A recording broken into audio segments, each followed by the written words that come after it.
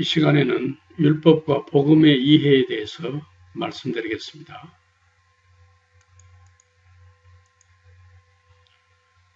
성경 말씀 누가복음 18장 9절에서 14절을 보면은 두 사람이 기도하러 성전에 올라갔습니다. 하나는 바리새인이요 하나는 세리입니다.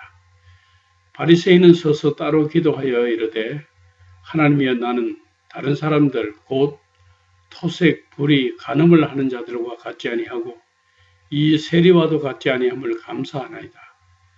나는 일에 2번씩 금식하고 또 소득에 11조를 드리나이다 하고 세리는 멀리 서서 감히 눈을 들어 하늘을 쳐다보지도 못하고 다만 가슴을 치며 이르되 하나님이여 불쌍히 여기소서 나는 죄인으로소이다 하였느니라. 내가 너희에게 이르노니 이에 저 바리새인이 아니고 이 사람이 어렵다 하심을 받고 그의 집으로 내려갔느니라. 무릇 자기를 높이는 자는 낮아지고 자기를 낮추는 자는 높아지리라 하시니라. 이런 말씀이 기록되어 있습니다. 우리가 가지고 있는 성경은 구약 성경과 신약 성경을 가지고 있습니다. 구약 성경은 말 그대로 옛 약속입니다. 영어로는 Old Testament, Testament는 약속입니다. 이 옛 약속은 바로 율법을 가리킵니다. 신약 성경은 새 약속입니다. 영어로는 New Testament. 이 새 약속은 복음을 가리킵니다.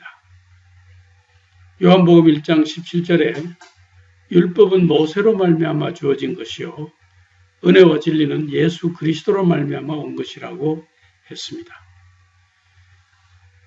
제가 천국에 가는 신학에서 의롭게 되는 법을 강의한 바가 있지만 우리가 의롭게 되는 데 있어서 율법과 복음의 관계를 정확하게 이해할 필요가 있습니다. 그래서 제가 오늘 율법과 복음의 이해라는 제목으로 여러분들에게 말씀을 전하고 있습니다. 율법이 무엇이고 복음이 무엇이냐? 이것을 우리는 그 뜻을 사전적으로 정의해서 내릴 수도 있겠습니다만 성경은 사전적으로 정의해서 내리지 않고 비유, 즉 이야기로 가르치고 있습니다. 여기 한 그림이 있는데 이 그림을 보시고 어떤 생각이 드십니까? 한 사람은 아주 자랑스럽게 자기를 자랑하는 모습으로 서 있고 한 사람은 기둥 뒤에서 부끄럽게 숨어 있는 모습입니다. 제가 바리새인과 세리에 대한 그림이 없을까 하고 찾아봤는데 이 그림을 찾아보았습니다. 여기 자랑스럽게 서 있는 사람이 바리새인이고 기둥 뒤에 숨어서 부끄럽게 서 있는 사람이 세리입니다. 이 바리새인과 세리 두 사람의 기도를 우리가 한번 살펴봅시다. 바리새인은 서서 따로 기도하여 이르되 하나님이여 나는 다른 사람들 곧 토색, 불의, 간음을 하는 자들과 같지 아니하고 이 세리와도 같지 아니함을 감사하나이다. 나는 일에 2번씩 금식하고 또 소득에 11조를 드리나이다. 누가복음 18장 11절에서 12절에 있는 말씀입니다. 세리는 멀리 서서 감히 눈을 들어 하늘을 쳐다보지도 못하고 다만 가슴을 치면서 하나님이여 불쌍히 여기소서 나는 죄인으로소이다 이렇게 기도했습니다. 바리새인은 자기가 율법을 지킨 것을 자랑하면서 다른 사람을 정죄하고 멸시했습니다. 나는 다른 사람들 곧 토색, 불의, 간음을 하는 자들과 같지 아니하고 이 세리와도 같지 아니함을 감사하나이다. 바리새인이 의지한 것은 자기가 율법을 지킨 것입니다. 일에 2번씩 금식하고 또 소득에 11조를 드리고 이렇게 자기 율법 지킨 것을 자랑했습니다. 세리가 의지한 것은 하나님이 용서하시는 것을 의지했습니다. 자기를 죄인으로 인정하고 아무것도 내세울 수가 없었고 부끄러워서 하늘을 쳐다보지도 못했습니다. 그런데 하나님은 세리를 어렵다 하셨습니다. 예수님은 말씀하시기를 자기를 높이는 자는 낮아지고 자기를 낮추는 자는 높아지리라고 하셨습니다. 바울이 로마서에서 말한 것처럼 바리새인은 하나님의 의를 모르고 자기 의를 세우려고 힘써 하나님의 의에 복종하지 아니하였습니다. 율법 안에서 어렵다 함을 얻으려 하는 너희는 그리스도에게서 끊어지고 은혜에서 떨어진 자로다라고 갈라디아서 5장 4절에는 기록되어 있습니다. 세리가 본질적으로 의인이냐? 그렇지 않습니다. 칭이라 하는 것은 하나님의 긍휼과 용서로서 의롭지 않는 자를 의롭다고 칭해 주시는 것입니다. 우리가 본질적으로 의인이냐? 그렇지 않습니다. 의롭지 않는 우리를 의롭다고 칭해 주신 것입니다. 그렇기 때문에 복음의 능력은 우리 살아생전에 마음의 평화를 주고 임종할 때는 하나님께로 가는 중요한 확신을 줍니다. 우리가 의롭지 않을지라도 하나님께서 우리를 의롭다고 칭해 주시기 때문입니다. 여기 색안경이 있습니다. 이 색안경을 끼고 보면은 양경 색깔대로 온통 세상이 그 색깔로 보입니다. 하나님께서는 예수 그리스도의 속죄의 안경을 통해 죄인을 의롭게 보아주시는 것입니다. 의를 따르지 아니한 이방인들이 의를 얻었으니 곧 믿음에서 난 의요. 의의 법을 따라간 이스라엘은 율법에 이르지 못하였으니 그들이 믿음을 의지하지 않고 행위를 의지함이라. 부딪힐 돌에 부딪혔다고 했습니다. 무슨 법으로냐? 행위로냐? 아니라 오직 믿음의 법이라고 하셨습니다. 율법은 모세를 통해 주어진 의식법과 도덕법입니다. 그리고 이 율법은 우리를 죄인으로 정죄를 합니다. 너가 보니까 이런 법을 지키지 않았다. 이런 법을 지키지 않았다. 율법에 의하면 모두가 정죄를 받고 죄인이 됩니다. 복음은 무엇이냐? 예수 그리스도를 통해 주어진 기쁜 소식입니다. 용서입니다. 비록 잘못이 있어도 예수께서 용서하셨다. 이렇게 용서를 전하는 것이 복음이고 기쁜 소식입니다. 율법은 모세로 말미암아 주어진 것이요. 은혜와 진리는 예수 그리스도로 말미암아 온 것입니다. 이 사진은 시내산 정상에서 제가 촬영한 사진인데 이 시내산에서 모세가 율법을 받아 가르쳤습니다. 율법은 왜 필요한가? 그것은 율법이 있어야 죄를 깨닫기 때문입니다. 로마서 3장 20절에 율법의 행위로 그의 앞에 의롭다 하심을 얻을 육체가 없나니 율법으로는 죄를 깨달음이니라. 그러니까 율법의 사명은 우리에게 죄를 깨닫게 해주는 것이 율법의 사명입니다. 율법의 기준에서 볼 때 세상에 의인은 없습니다. 시편 14편 3절과 로마서 3장 12절에 선을 행하는 자가 없으니 하나도 없도다라고 했습니다. 세상에는 완벽한 것이 없습니다. 또 내가 해 아래서 보건대 재판하는 곳 거기에도 악이 있고 정의를 행하는 곳 거기에도 악이 있도다. 전도서 3장 16절에 있는 말씀입니다.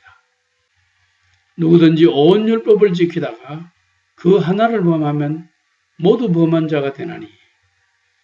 그러니까 율법을 다 지키지 못하면은 누구나 다 죄인이기 때문에 아무도 율법을 완벽하게 지킬 수 없다는 것입니다. 그래서 율법 아래 있는 사람들은 불안합니다. 늘 불안이 있습니다. 왜냐하면 다 지키지 못하기 때문에. 또 다 지키지 못한 사람들에게는 정죄가 있고 저주가 있기 때문에 그렇습니다. 심판이 있기 때문에 그렇습니다.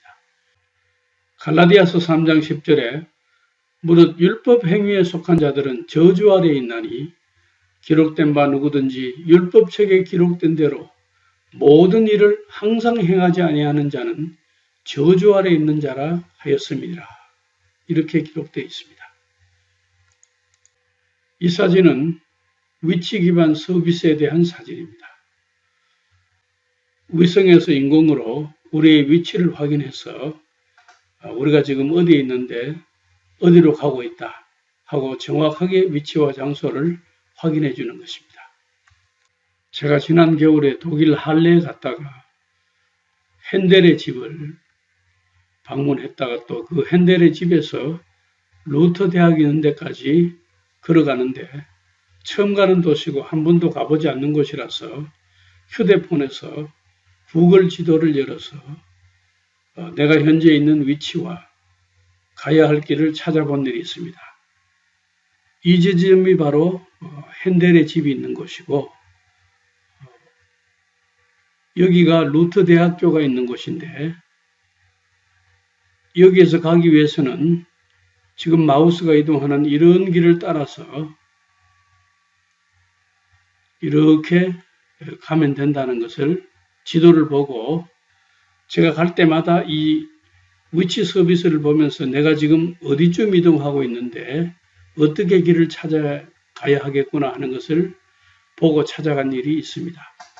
이 위치 기반 서비스는 우리에게 내비게이션을 걸어가든지 자동차를 타든지 내비게이션 역할을 해주고 또 사진을 찍어 놓으면은 내가 찍은 날짜와 장소가 표시가 됩니다. 얼마나 편리한지 모릅니다. 또 어떤 사람들은 사생활 침해가 된다고 해서 이 위치 기반 서비스를 반대하는 사람들도 있습니다만은 잘 이용하면은 굉장히 편리한 서비스입니다. 이제는 IT 기술이 발달되고 과학이 발달돼서 우리가 어디 있으면 어디로 어떻게 가야 될지를 이 위치 기반 서비스가 잘 알려주고 내 있는 위치를 이 지구상에 어디 있든지 간에 확실하게 지정을 해줍니다. 성경에 보면은 시편 139편 7절에 내가 주의 영을 떠나 어디로 가며 주의 앞에서 어디로 피하리까? 내가 하늘에 올라갈지라도 거기 계시며 서울에 내 자리를 펼지라도 거기 계시나이다라고 했습니다. 우리는 지금 위치 기반 서비스가 나왔다고 해서 요즘 이렇게 편리하다고 야단들이지만은 하나님 앞에는 언제나 이 위치 기반 서비스가 되어 있는 것 같습니다. 요즘뿐만 아니라 그 어느 시대에도 하나님 앞에서는 우리의 존재가 있는 그대로 드러나게 되는 것입니다. 이 본문의 말씀은 다윗이 하나님 앞에 내가 어디 있든지 간에 내 모습이 있는 모습 그대로 드러난다는 말씀인데 다윗은 자기가 어디로 가든지 주의 영을 떠나서 숨을 수가 없고 피할 수가 없고 항상 하나님 앞에 자신의 모습이 드러난다는 것을 고백하고 있습니다. 다윗 시대뿐만 아니고 그 어느 시대에도 하나님 앞에서는 항상 우리의 모습이 있는 모습 그대로 그 위치 그대로 드러나게 되는 것입니다. 이 사진은 우리가 잘 아는 대로 CCTV이죠. 우리가 하루 동안에도 얼마나 많은 CCTV에 우리 자신이 찍히는지 헤아릴 수 없을 것입니다. 우리의 모든 일거수일투족 행동 하나하나가 과학이 발달되고 IT가 발달되고 카메라가 발달되면서 있는 모습 그대로가 다 노출되어 있습니다. 하나님 앞에서는 오늘 이 CCTV가 이렇게 많이 나와 있는 시대가 아닐지라도 언제라도 옛날부터라도 다 우리의 은행 심사가 다 드러나 있습니다. 언제부터라도 우리가 말하고 행동하는 것이 다 노출되어 있습니다. 로마서 14장 12절에 보면은 각 사람이 자기 일을 하나님께 직고하리라. 사람이 무슨 무익한 말을 하든지 심판날에 이에 대하여 신문을 받으리니 내 말로 어렵다 함을 받고 내 말로 정죄함을 받으리라. 율법은 항상 우리를 고발하고 정죄합니다. 그러나 복음은 우리를 정죄하지 아니합니다. 율법을 의지하는 자들을 향해서 너희가 의지하는 율법이 너희를 고발한다고 예수님께서 말씀하셨습니다. 요한복음 5장 45절에 내가 너희를 아버지께 고발할까 생각하지 말라. 너희를 고발하는 이가 있으니 곧 너희가 바라는 자 모세니라. 은혜와 진리를 우리에게 주신 예수님은 우리를 고발하지 않습니다. 그러나 율법을 준 모세는 율법 조문에 따라서 우리가 어떤 죄를 지었는지를 항상 고발하고 있습니다. 율법은 한시적으로 주신 것입니다. 모세에서 예수까지. 모든 선지자와 율법이 예언한 것은 요한까지니 모든 선지자와 율법이 예언한 것은 요한까지라고 했습니다. 이 요한은 예수님 오시기 바로 직전에 세상에 온 세례 요한을 말합니다. 율법은 장차 올 좋은 일의 그림자일 뿐이요 참 형상이 아니므로 율법은 참 형상이 아니라고 했습니다. 한시적으로 우리에게 주신 것입니다. 믿음이 오기 전에 우리는 율법 아래에 매인바 되고 계시될 믿음의 때까지 갇혔느니라고 했습니다. 율법은 우리를 구원할 수 없습니다. 율법은 우리에게 말하기를 나는 구원할 수 없으니 다른 데 가서 알아보라고 합니다. 그 다른 데가 무엇이냐? 율법 외에 한 의가 나타났다는 것입니다. 로마서 3장 21절에서 22절에 보면은 이제는 율법 외에 하나님의 한 의가 나타났으니 율법과 선지자들에게 증거를 받은 것이라.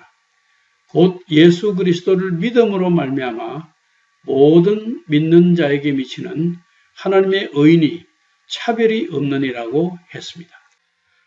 율법의 사명은 우리를 그리스도께로 인도하는 것입니다. 갈라디아서 3장 24절에 이같이 율법이 우리를 그리스도께로 인도하는 초등교사가 되어 우리로 하여금 믿음으로 말미암아 어렵다함을 없게 하려 함이라고 했습니다.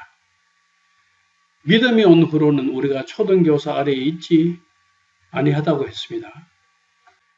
율법이 있어야 복음을 알게 되고 복음이 있어야 율법이 완성이 됩니다. 이 사진은 이스라엘 갈릴리 호수 앞에 있는 축복의 산입니다. 예수님이 복을 가르쳐 주신 산입니다. 복음은 왜 필요한가? 하나님은 선하고 정직한 율법을 우리에게 주셨지만은 사람들은 아무도 완벽하게 지킬 수가 없었습니다. 따라서 율법 아래서 모든 사람이 죄인이 되고 말았습니다. 그래서 하나님은 율법 외에 다른 방법으로 사람을 구원할 수밖에 없었습니다. 그것이 복음의 방법입니다. 복음의 내용은 예수 그리스도의 속죄와 구원입니다. 율법으로 모든 사람이 죄인이 되었고 복음으로 모든 사람이 긍휼을 입게 되었습니다. 하나님이 모든 사람을 순종하지 아니하는 가운데 가두어두심은 모든 사람에게 긍휼을 베풀려 하심이로다라고 로마서 11장 32절에 기록되어 있습니다. 그리스도는 모든 믿는 자에게 의를 이루기 위하여 율법의 마침이 되시니라. 율법의 끝이 되셨다는 것입니다. 복음의 시작은 예수님이십니다. 마가복음 1장 1절에 하나님의 아들 예수 그리스도의 복음의 시작이라 이렇게 기록되어 있습니다. 복음을 전하기 위해서 예수님께서는 오셨습니다. 예수께서 이르시되 내가 다른 동네들에서도 하나님의 나라 복음을 전하여야 하리니 나는 이 일을 위해 보내심을 받았노라 이렇게 말씀하셨습니다. 우리가 우편물을 받는 것은 우체부가 가져다주는 우편함도 있고 또 이메일로도 우리가 소식을 받습니다. 각종 우편물과 소식을 우리가 우편함이나 이메일로 받고 있습니다. 소식 가운데는 우리에게 기쁘지 않는 소식도 있습니다. 부고도 날라오기도 하고 돈을 내라는 세금 고지서가 오기도 하고 또 벌금 딱지가 날라오기도 합니다. 그러나 예수님께서 우리에게 전해주신 소식은 정말 기쁜 소식입니다. 이 기쁜 소식을 우리가 복음이라고 합니다. 이 복음은 예수님 자신이 복음입니다. 이 복음 안에는 하나님의 용서하시는 의가 나타납니다. 복음을 전하는 자의 자부심이 대단합니다. 복음의 사역자들은 율법을 전한 모세보다 더 영광스러운 직책을 가지고 있습니다. 고린도후서 3장 7절에서 8절을 보면은 돌에 서서 새긴 죽게 하는 율법 조문의 직분도 영광이 있어 이스라엘 자손들은 모세의 얼굴에 없어질 영광 때문에도 그 얼굴을 주목하지 못하였거든 하물며 영의 직분은 더욱 영광이 있지 아니하겠느냐고 기록되어 있습니다. 이 복음을 전하는 자들은 율법을 전한 모세보다도 더 영광스러운 직분을 가지고 있다는 것입니다. 우리는 율법을 전해서는 안 됩니다. 초대교회 시리아의 안디옥 교회에서 유대인들이 예수를 믿는 이방인들에게 할례를 받고 율법을 지키라고 했습니다.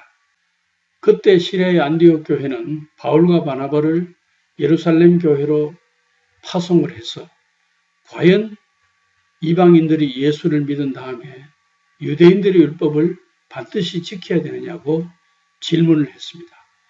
그때 예루살렘 교회가 전체 회의를 열어서 의논을 했습니다. 그 자리에서 베드로는 일어서서 말하기를 너희가 어찌하여 하나님을 시험하여 우리 조상과 우리도 능히 매지 못하던 멍에를 제자들의 목에 두려느냐. 그러나 우리는 그들이 우리와 동일하게 주 예수의 은혜로 구원받는 줄을 믿노라. 이렇게 주장을 했습니다. 또 예수님의 형제 야고보는 말하기를 내 의견에는 이방인 중에서 하나님께로 돌아오는 자들을 괴롭게 하지 말고 다만 우상의 더러운 것과 음행과 목매어 죽인 것과 피를 멀리하라고 편지하는 것이 옳다고 주장했습니다. 그래서 최종적으로 예루살렘 교회는 이런 결정을 했습니다. 성령과 우리는 이 요긴한 것들 외에는 아무 짐도 너희에게 지우지 아니하는 것이 옳은 줄을 알아노니 우상의 제물과 피와 목매어 죽인 것과 음행을 멀리할지니라. 이에 스스로 상대만 잘 따리라. 평안함을 원하노라. 이런 편지를 시리아의 안디옥 교회에 최종으로 결정해서 보냈습니다. 예루살렘 교회 회의의 결정은 율법의 짐에서부터 이방인을 해방시키는 것이었습니다. 갈라디아서 2장 21절에는 만일 의롭게 되는 것이 율법으로 말미암으면 그리스도께서 헛되이 죽으셨다고 기록되어 있습니다. 우리가 율법으로 의롭게 된다고 전하면 그리스도의 죽음을 헛되다고 전하는 것이 된다는 것입니다. 그것은 그리스도에게 죄를 짓고 복음의 원수로 행하는 것이 되는 것입니다. 이제 죄의 기준이 율법을 지키느냐 안 지키느냐가 아니라 믿음으로 행하느냐 아니냐에 달려 있습니다. 로마서 14장 23절에는 의심하고 먹는 자는 정죄되었나니 이는 믿음을 따라 하지 아니하였기 때문이라. 믿음을 따라 하지 아니하는 것은 다 죄니라고 기록되어 있습니다. 율법적으로 사는 것은 나의 행위로 구원받겠다는 바리새인과 같은 생각입니다. 복음적으로 사는 것은 주님의 은혜로 구원받겠다는 세리와 같은 생각입니다. 헌금이나 주일 성수, 봉사 이런 것들로 구원받을 수 있느냐? 이런 것은 구원의 조건은 아닙니다. 그러나 구원받은 사람은 감사함으로 헌금도 하게 되고 주일 성수도 하게 되고 봉사도 하게 됩니다. 자유를 가졌다고 그 자유를 이용해서 방종에 빠져서는 안 되겠습니다. 갈라디아서 5장 13절에 형제들아 너희가 자유를 위하여 부르심을 입었으나 그러나 그 자유로 육체의 기회를 삼지 말고 오직 사랑으로 서로 종노릇하라고 기록되어 있습니다.